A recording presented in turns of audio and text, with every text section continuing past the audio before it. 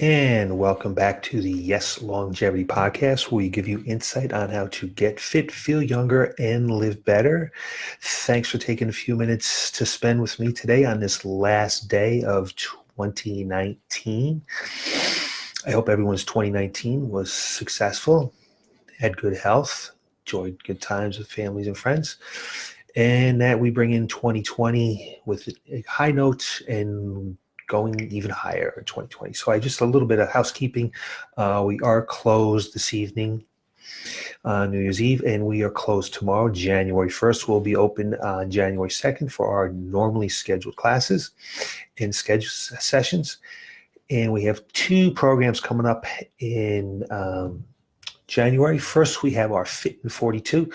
It is a fully immersible program.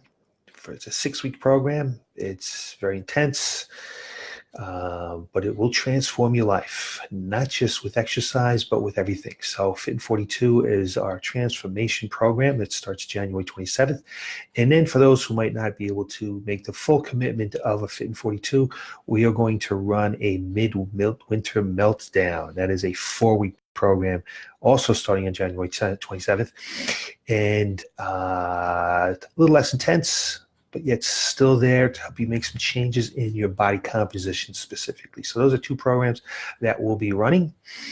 And of course, this time of year with bad weather, if you're always looking to find out whether we are open or not, the best thing to do is to call the facility, 860-673-4293.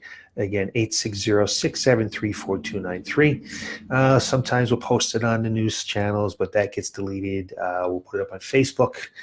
Not everyone has Facebook. We will send out a text, but not everyone has our text or receives our text. So the best way to find out if we are open or closed is to check out on our phone number. So here we go.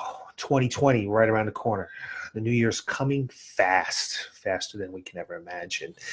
And this is a time for many when they begin thinking about recommitting to fitness, nutrition, lifestyle changes, all with the hope that this year will be the year that they finally do it. They finally get it done.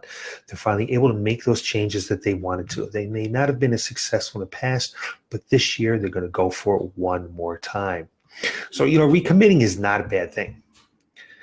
It's a good thing.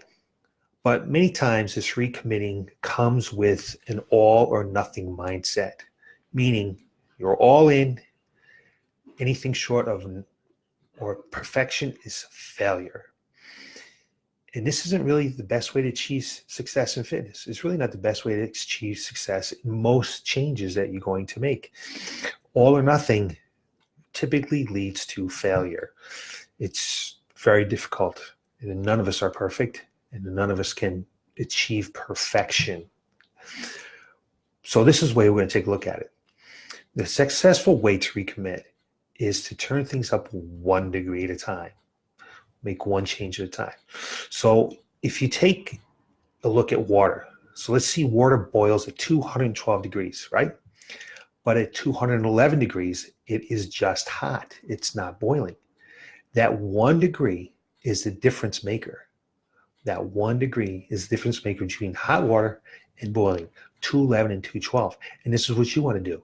You want to have a 1 degree different, 1 degree change. So with fitness nutrition, this 1 degree will be different for each person. It's not the same for everybody. It's going to be different for me, my wife, my children, you, my clients.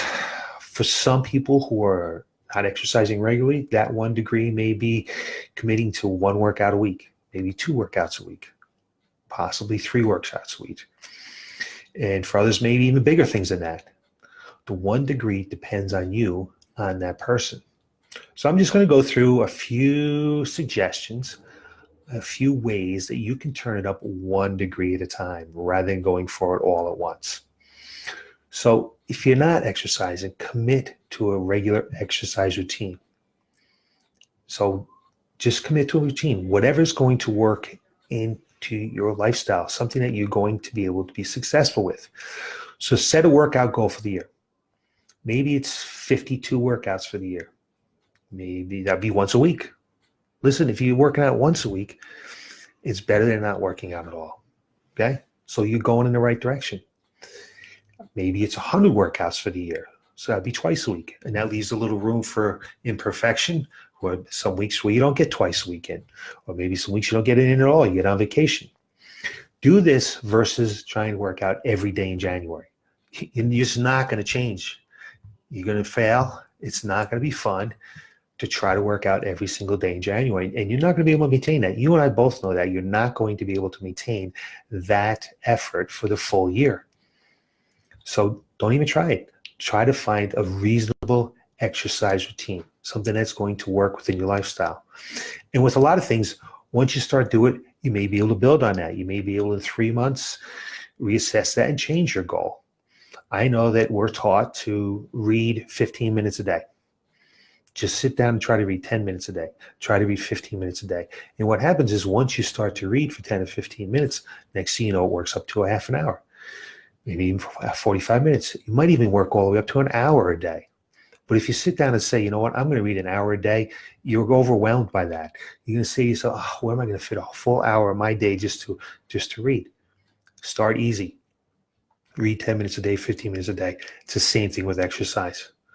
Get to the gym, work out down in your basement, do whatever it is, but just start off slow and it will build.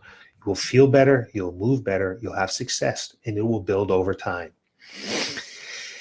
Another thing you might want to do is try to set out to get 7 to 9 hours of sleep each night. We know how important sleep is. It will make the rest of your day, the rest of your life more successful if you get a good night's sleep. It will also help you live longer. So some things you can do for that.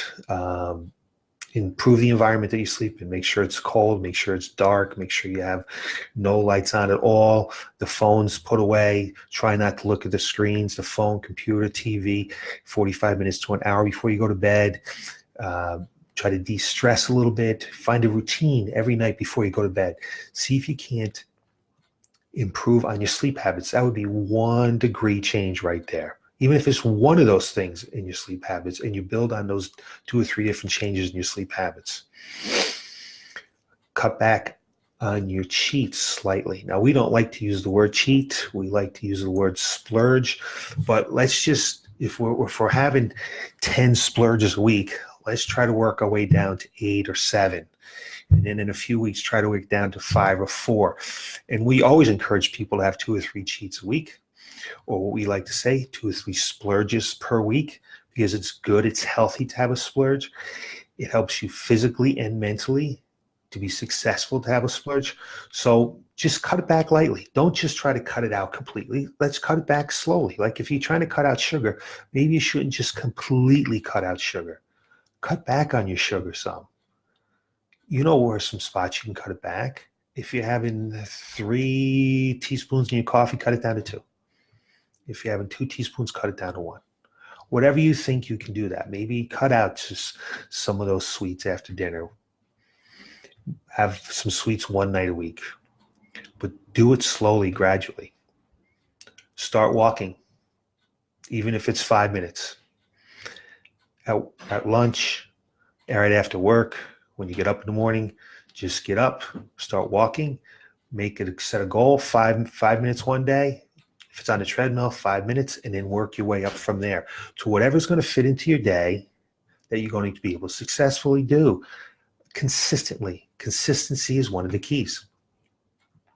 An area where you might want to turn it up 1 degree would be add some supplements to your diet. Fish oil, we know all the health benefits of fish oil. Maybe have a multivitamin to help supplement maybe some poor food nutrition habits you have.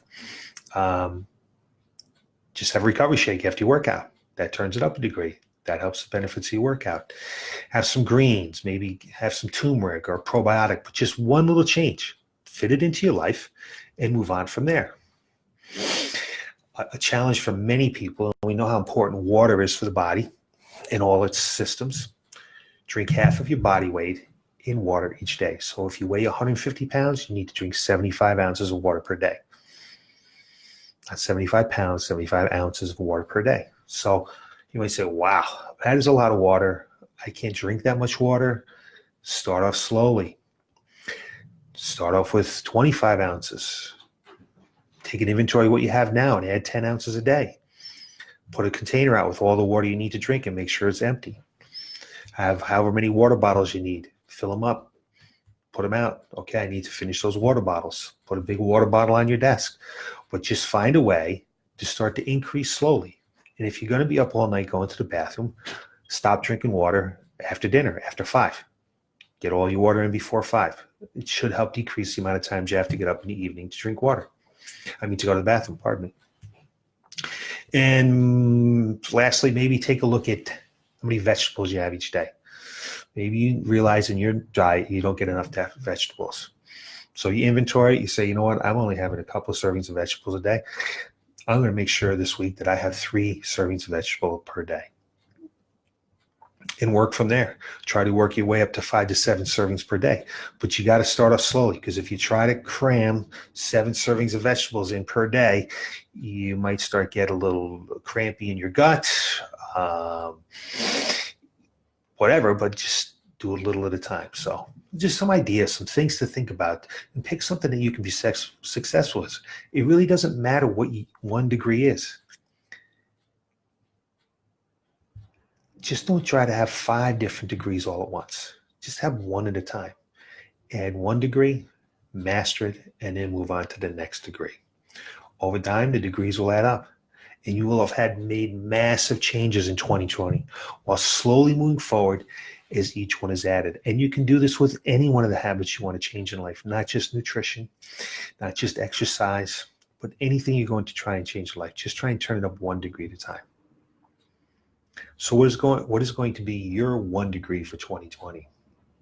I haven't chosen mine yet, but I know I'm going to sit down and think about it, and I hope you do too. So that's what I have for you today. Thanks for taking a few minutes to listen to me. I really appreciate it. I wish you all a happy and healthy new year, and you can look for us again next Tuesday at 3:30 for more insight on how to get fit, feel younger, and live better. Thanks for watching.